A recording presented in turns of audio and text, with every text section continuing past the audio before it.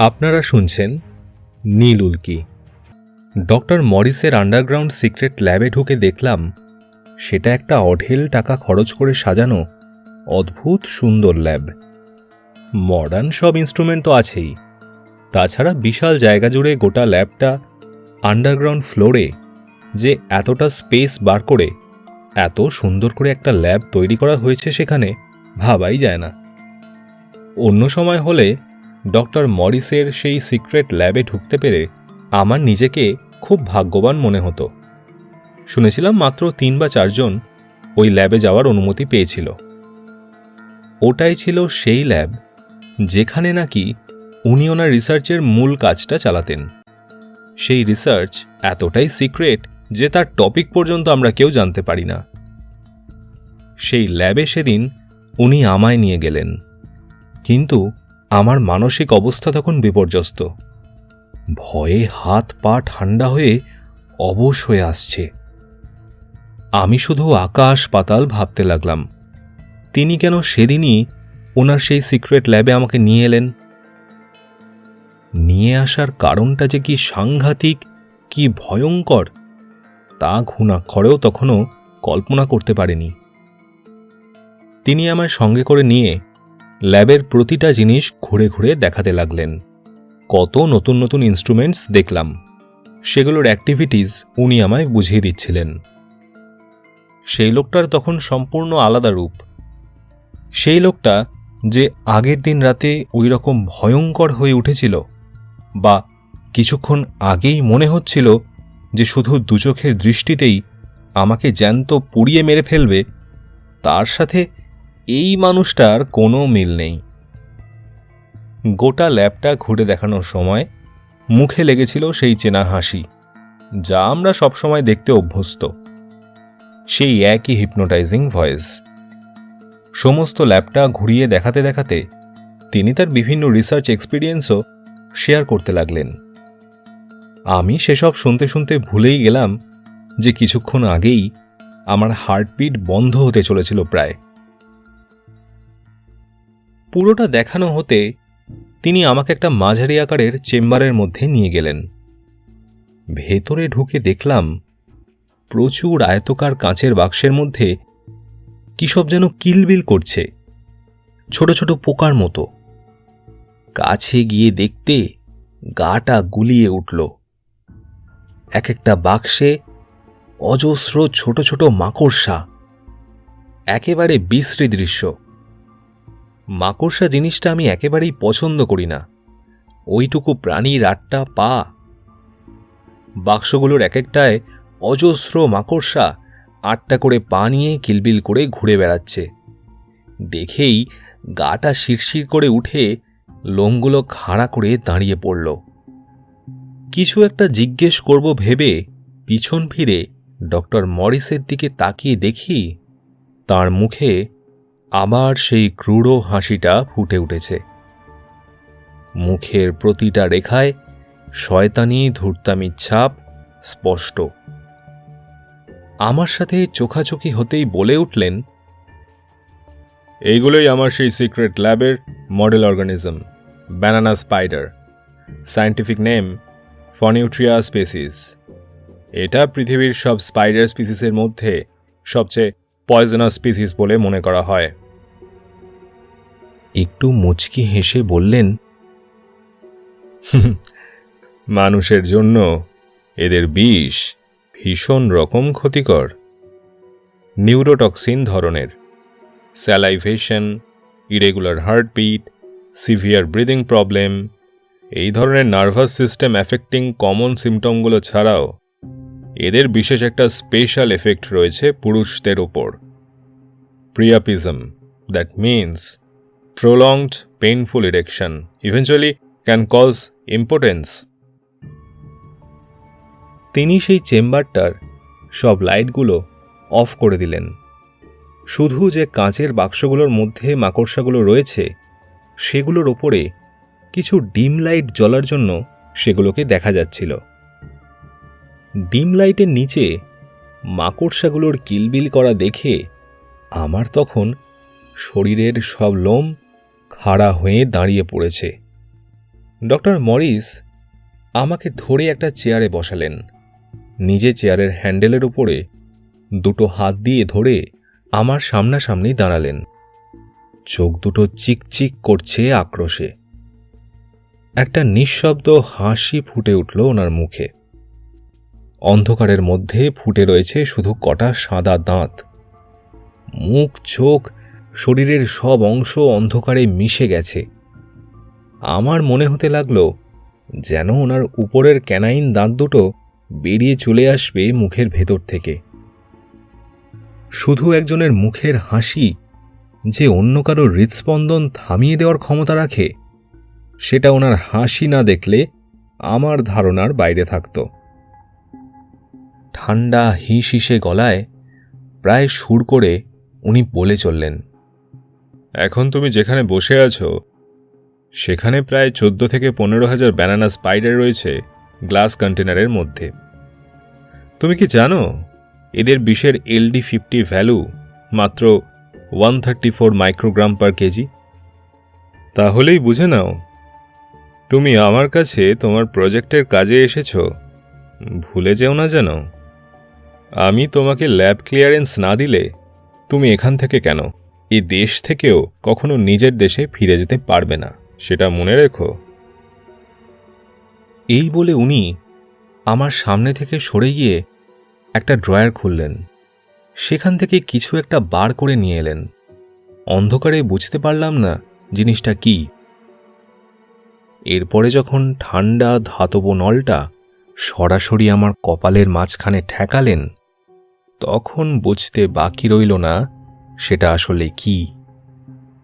ঠিক আগের মতোই ঠান্ডা নিষ্পৃহ সুরেলা গলায় বলে যেতে লাগলেন, এগুলো কিছুই নয়, এসব আমার কাছে সবসময়ই থাকে। ভেবো না যে আমি তোমায় গুলি করব। শান্তভাবে বসে থাকো, কোনো ভয় নেই। দেখো এই একটা জারে কতগুলো মাকড়সা আছে বলো তো অ্যাপ্রক্সিমেটলি? তাও প্রায় 1000 খানেক হবে।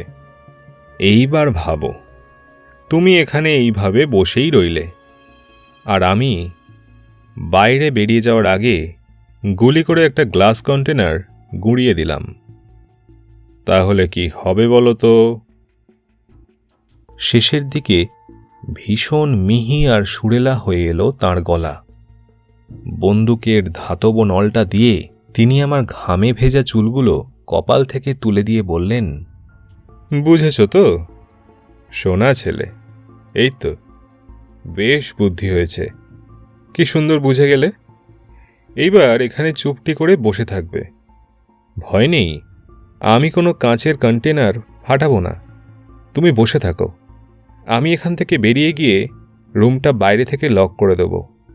তখন তুমি উঠে হাতের তর্জনী দিয়ে নির্দেশ করে একটা গ্লাস উইন্ডো দেখালেন তিনি।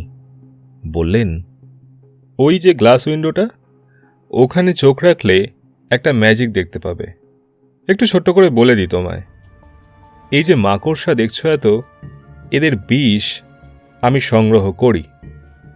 তারপর সেই বিষের একটা নির্দিষ্ট কম্পোনেন্টের সঙ্গে আরও কিছু কেমিক্যাল মিক্স আপ করে আমি একটা স্পেশাল মেডিসিন বানিয়েছি। সেই মেডিসিনের অ্যাক্টিভিটি আমি এখন তোমাকে দেখাবো। দেখো তোমার কেমন ম্যাজিকের মতো লাগে। মন দিয়ে দেখবে কিন্তু। এই বলে উনি সত্যি সত্যি আমাকে সেই জমপুরিতে রেখে দিয়ে বাইরে বেরিয়ে গিয়ে দরজা লক করে দিলেন। আমার মনে হতে লাগলো যেন গোটা ঘরটা জুড়ে অসংখ্য মাকড়সার জাল, আর সব কটা জাল থেকে একটা করে মাকড়সা ঝুলতে ঝুলতে মুখ বাড়িয়ে আমার দিকে তাকিয়ে ঠিক ডক্টর মরিসের মতো করে হাসছে। যাই হোক, বাইরে কি নাটক সংঘটিত হচ্ছে সেটা দেখার লোভও সংবরণ করতে পারলাম না। উঠে গিয়ে গ্লাস উইন্ডোটাতে চোখ রাখলাম। তখনও ভাবতে পারিনি যে কতখানি রোমাঞ্চকর ঘটনার সাক্ষী হতে চলেছি। দেখতে পেলাম তিনি প্রথমেই একটা ছোট্ট গ্লাস কন্টেনার থেকে সিরিঞ্জে করে কিছুটা তরল ওষুধ টেনে নিলেন। তারপরে নিজের শার্টটা খুলে পাশে রেখে দিলেন। এরপরে নিজেই নিজের বাঁ হাতের উপরের দিকে ইঞ্জেকশন পুশ করলেন।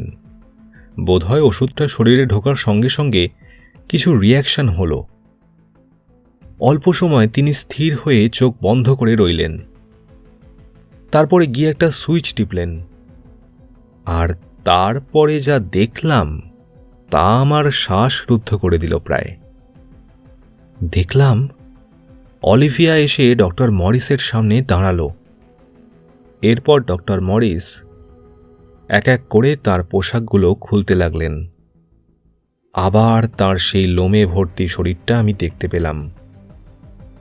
সবচেয়ে অদ্ভুত লাগলো, অলিভিয়া যে এগিয়ে এসে তার সামনে দাঁড়ালো, আমি স্পষ্ট দেখতে পেলাম ওর চোখে সেক্সুয়াল ডিজায়ার। হে ভগবান, এসব কি দেখছি আমি! দুজনে উদ্দাম যৌনতায় লিপ্ত হল। এতটাই উদ্দাম যে হঠাৎ করে দেখলে ব্রুটাল মনে হতে পারে, ধর্ষণ বলেও ভুল হতে পারে। ডক্টর মরিস একেবারে হিংস্র পশুর মতো হয়ে গেছেন, আর অলিভিয়া সেটা যথেষ্ট উপভোগ করছে।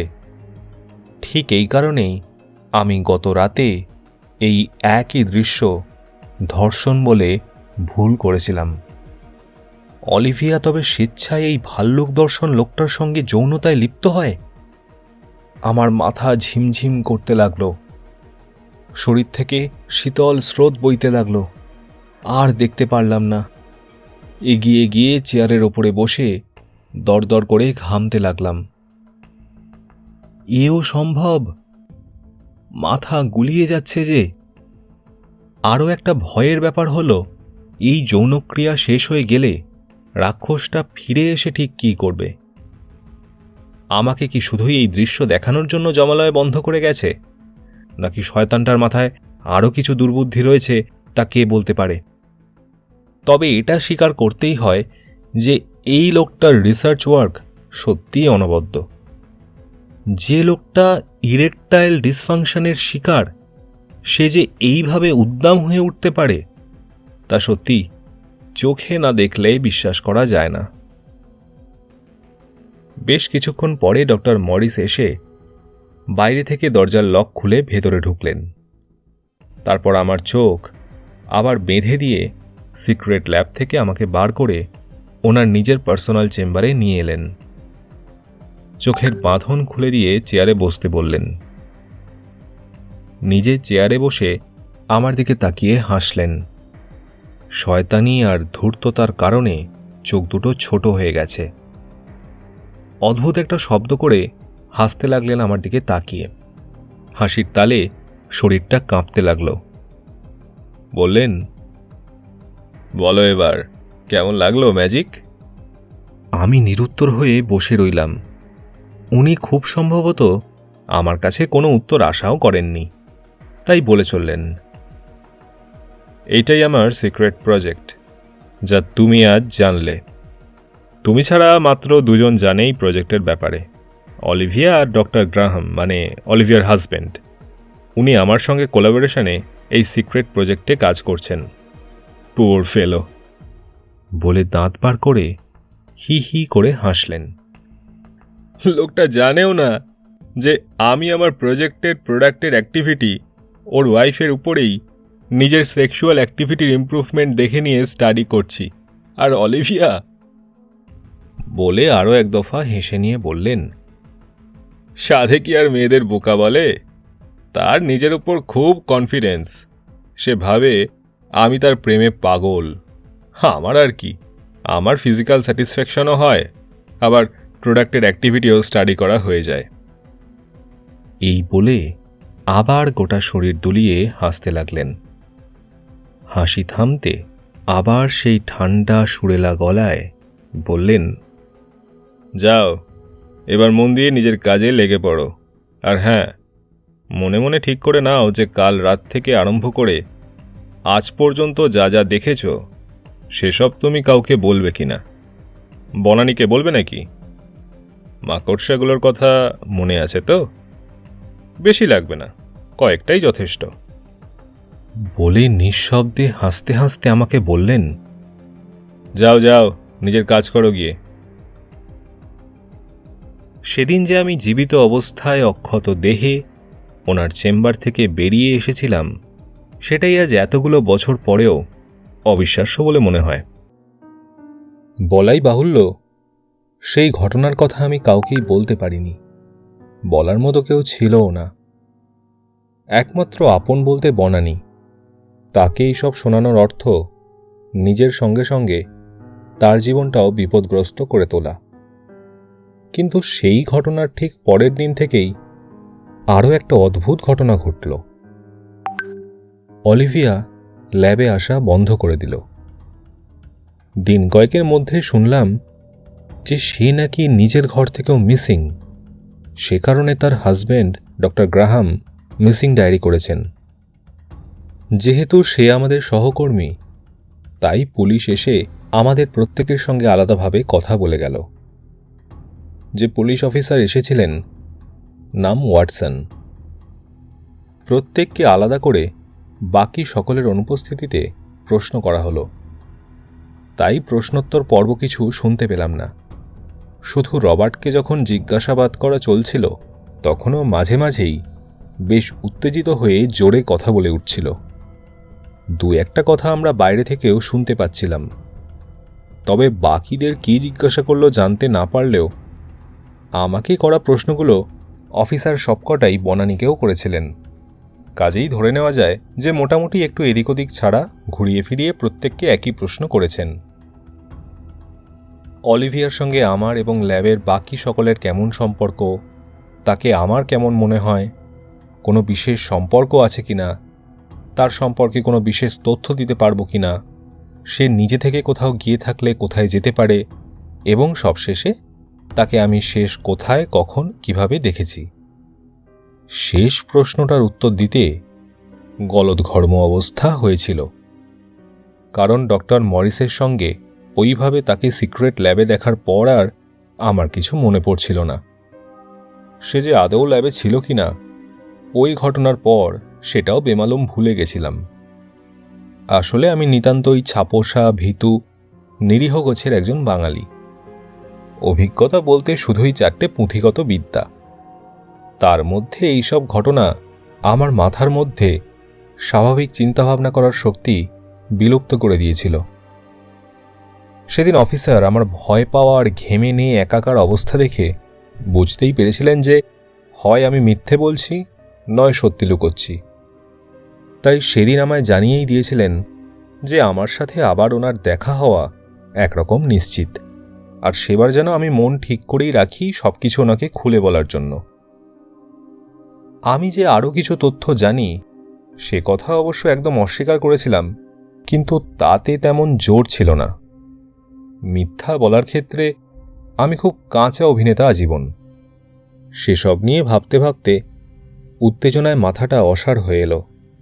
নিজের ঘরবাড়ি, আত্মীয় পরিজন, বন্ধুবান্ধব, শুভাকাঙ্ক্ষী সকলের থেকে এত দূরে বিদেশ বিভুঁইয়ে এসে কি অশান্তিতে পড়লাম রে বাবা।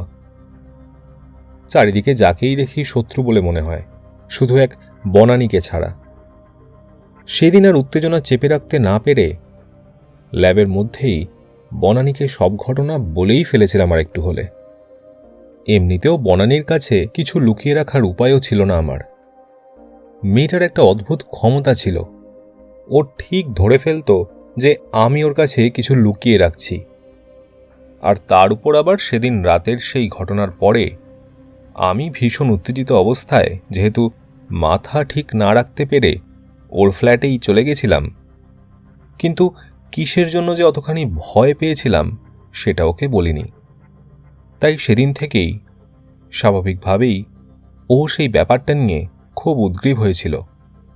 তাই সেদিন যখন পুলিশ অফিসার আমায় চাপ দিয়ে গেলেন সত্যিটা বলার জন্য, কিন্তু আমি আর সাহসে কুলিয়ে উঠে কিছুতেই বলতে পারলাম না, তারপরে অন্তত বনানীকে সবটা বলার জন্য প্রাণ হাঁপিয়ে উঠল। সেদিন ল্যাবের মধ্যে একান্তে একটু সুযোগও পেয়ে গেলাম, কারণ দুজনের একই এক্সপেরিমেন্ট চলছিল।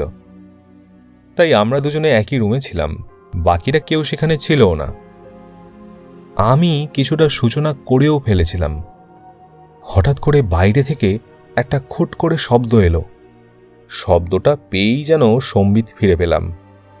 কি করছিলাম আমি এখানে? এখন এই ল্যাবে বসে আমি বনানীকে বলে দিচ্ছিলাম সব কথা, তাতে করে আমার ক্ষতি কম বেশি যাই হোক।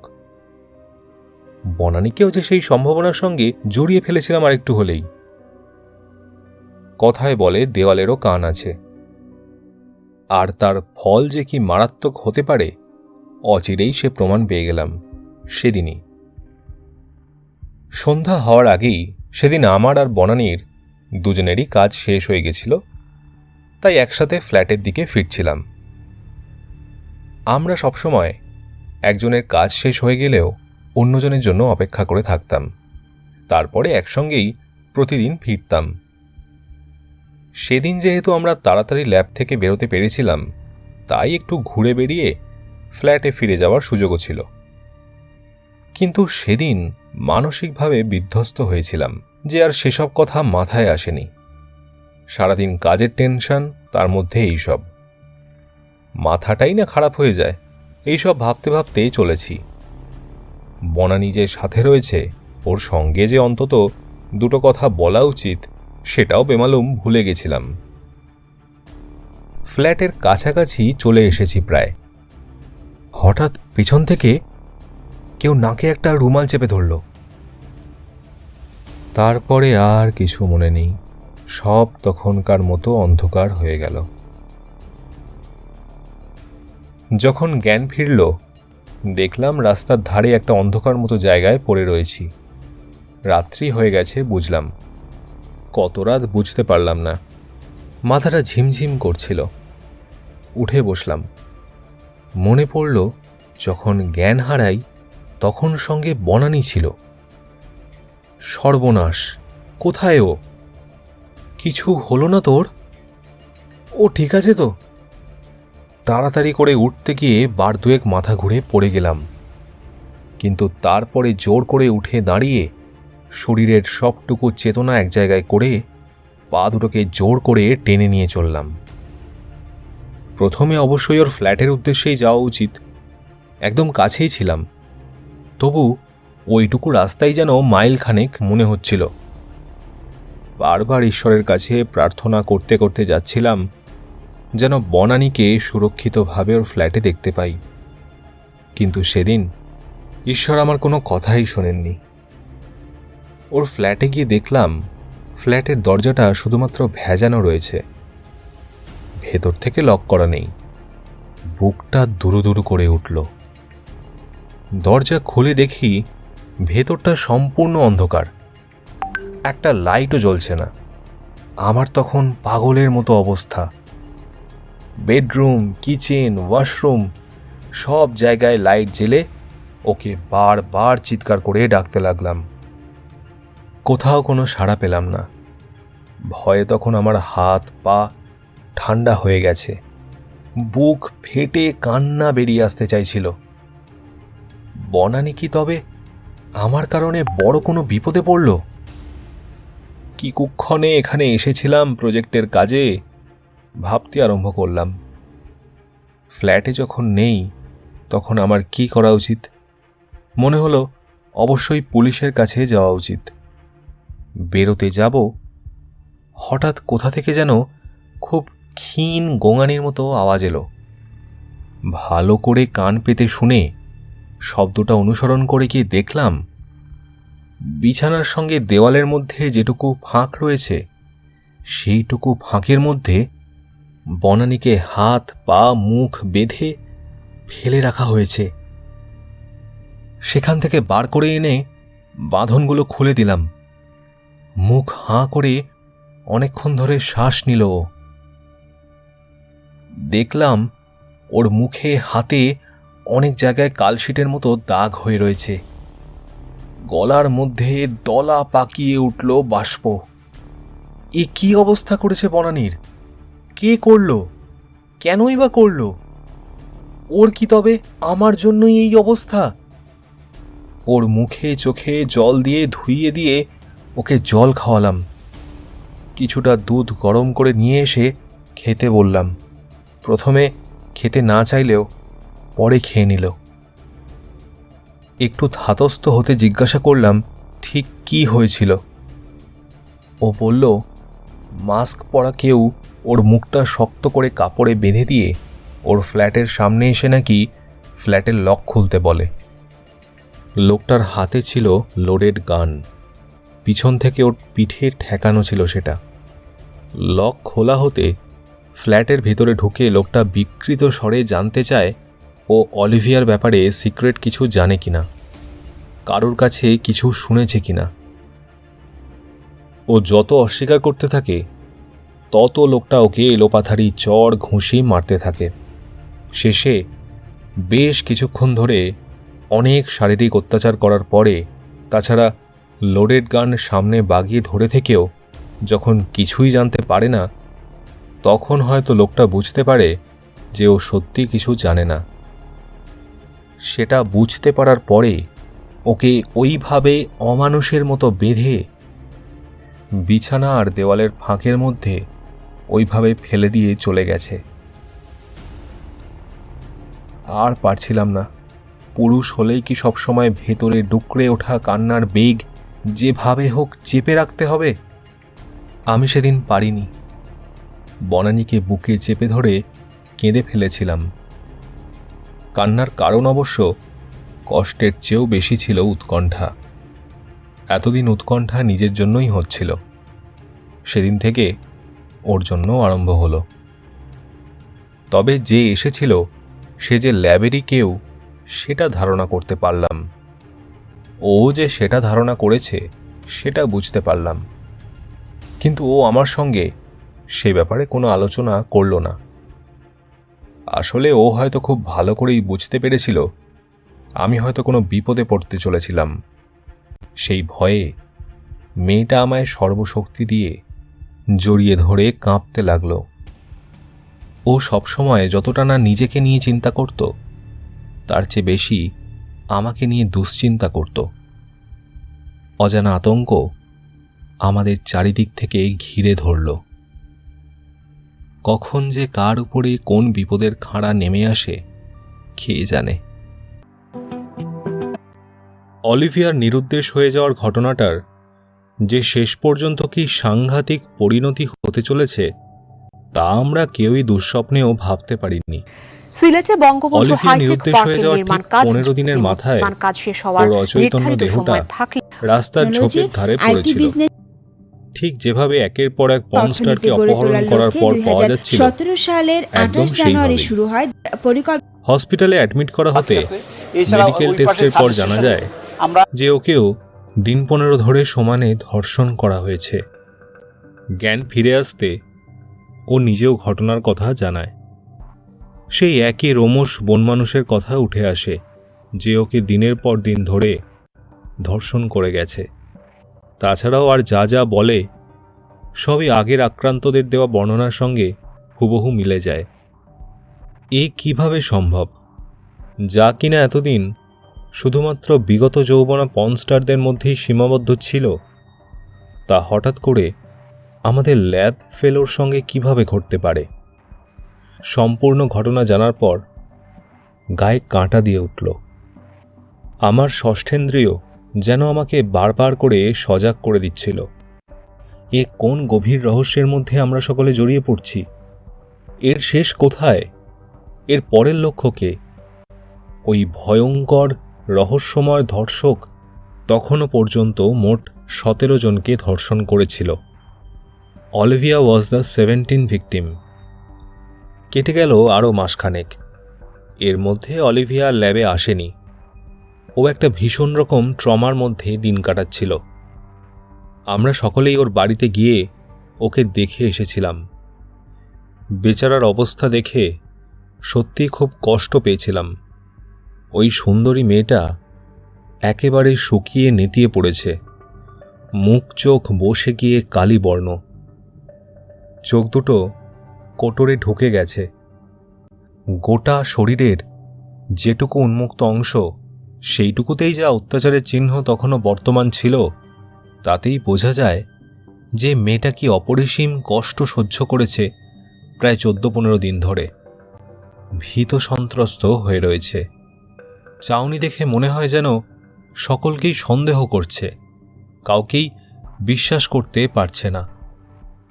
ডক্টর গ্রাহামও যে ওর খুব কিছু যত্ন নিতে পারছেন এমনটাও নয়। ব্যস্ত মানুষ তিনি। স্ত্রী অসুস্থ হলেও তো আর তার জন্য সারাক্ষণ ঘরে বসে থাকা তার জন্য সম্ভব নয়। তবু আমরা যখন গেছিলাম তখন ভদ্রলোক অলিভিয়ার কাছেই ছিলেন। ওর সঙ্গে দেখা করতে গিয়ে ওর অবস্থা দেখে খুবই কষ্ট পেয়েছিলাম। স্মৃতিতে কোথাও যেন বসে গেছিল ওর হাতের উপরে আঁকা নীল রঙের ট্যাটুটা।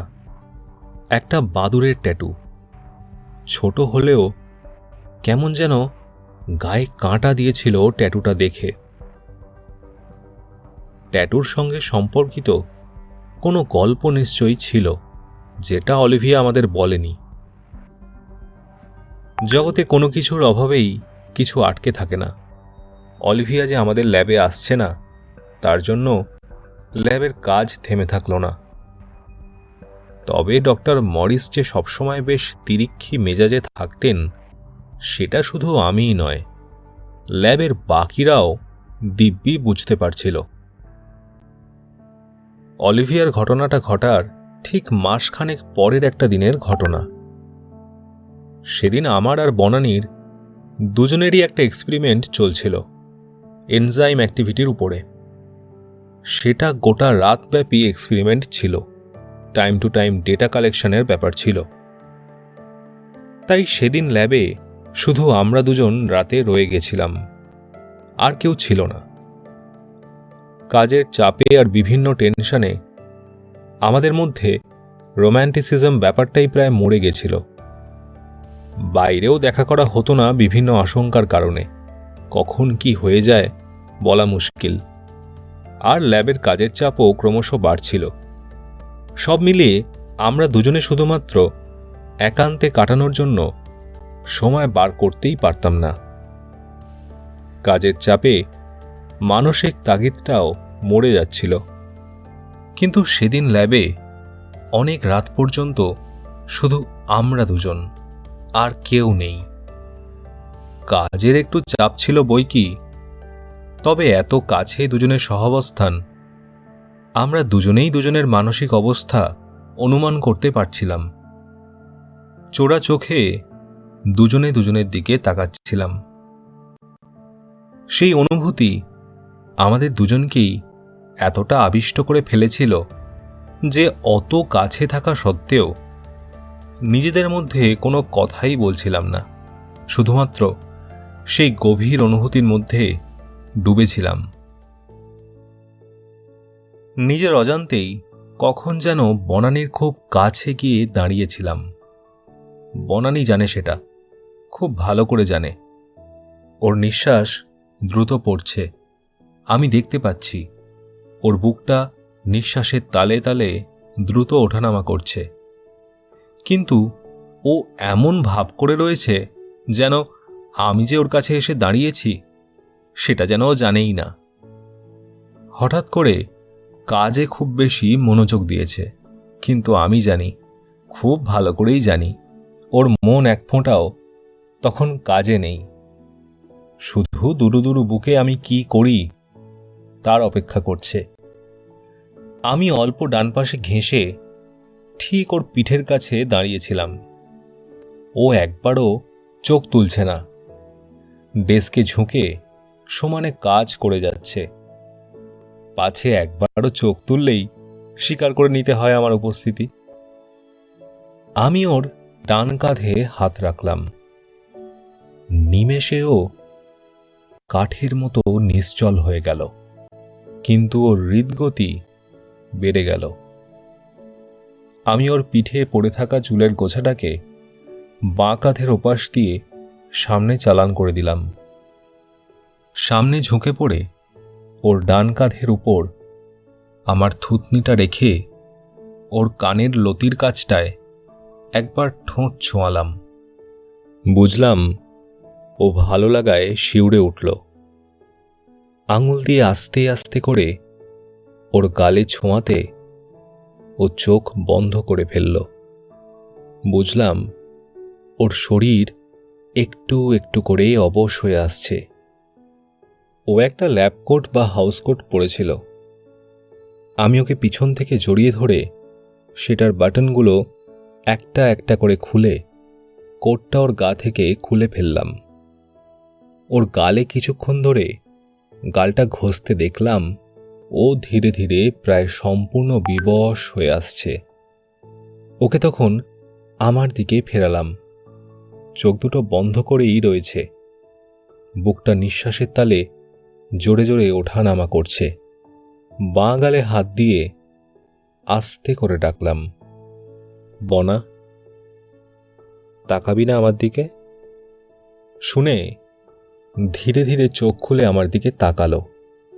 সেই দৃষ্টির কোনো তল পেলাম না আমি, শুধু ডুবে যেতে ইচ্ছা হলো। কেমন যেন শান্ত অথচ মোহময়ী আকর্ষণ ছিল সেই চোখে। আমার তাকিয়ে থাকতে থাকতে কেমন যেন ঘোর ঘোর লাগলো ওর ওই নরম ভেজা ভেজা দুটো ঠোঁট। কাছে টেনে নিলাম ওকে। ও আবার চোখ দুটো বন্ধ করে ফেলল। বন্ধ দুটো চোখের পাতায় ঠোঁট ছোঁয়ালাম, তারপরে ঠোঁটে। ও ততক্ষণে ওর দেহের ভার আমার উপরে সম্পূর্ণ ছেড়ে দিয়েছে। ল্যাবের মধ্যে একটা লো টেবিল ছিল, বেশ কিছুটা লম্বা। সেখানেই ওকে আস্তে করে শুইয়ে দিলাম। সেদিন আমরা দুজনেই নিজেদের সব সংযম হারিয়ে ফেলেছিলাম। অপটু হাতে নিরাবরণ করলাম ওকে।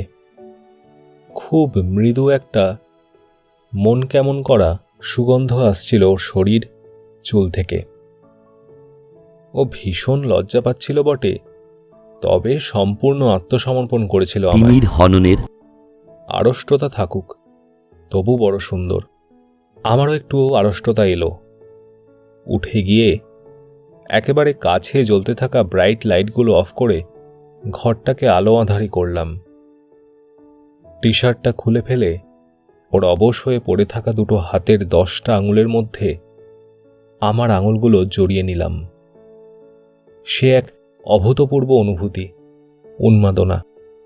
জীবনে প্রথমবার এক ভয়ঙ্কর সুন্দর অজানাকে জানার স্বাদ। যাকে ভালোবাসি তার সাথেই প্রথম মিলনের মাধুর্য। ও কিছুক্ষণ পর আর উন্মাদনা সহ্য করতে না পেরে নিজের ডান হাতটা আমার আঙুলের বেষ্টন থেকে মুক্ত করে নিয়ে আমার ঘাড়ের কাছে হাতটা নিয়ে গিয়ে নিবিড়ভাবে জড়িয়ে ধরল আমায়। এই পর্যন্ত বলে প্রফেসর রায় থামলেন। যারা নোট ডাউন করছিল তারা একে অন্যের সাথে চোখ চাওয়াচাই করতে লাগল। প্রফেসর হঠাৎ যেন বেশ উদাস হয়ে গেলেন। প্রত্যেকের দিকে একবার করে তাকিয়ে গভীর এক দীর্ঘশ্বাস ছেড়ে বললেন, জীবনে আর কখনো সেই প্রথমবারের প্রথম প্রেমের মিলনের উন্মাদনা অনুভব করতে পারিনি। সেটা অনন্য হয়েই সারা জীবন থেকে যাবে আমার স্মৃতিতে আমৃত্যু। সকলেই মাথা নিচু করে বেশ কিছুক্ষণ চুপ করে বসে রইল। কিছু পরে দরজার পর্দা সরিয়ে প্রফেসর পত্নী আরাত্রিকা ঘরে ঢুকলেন।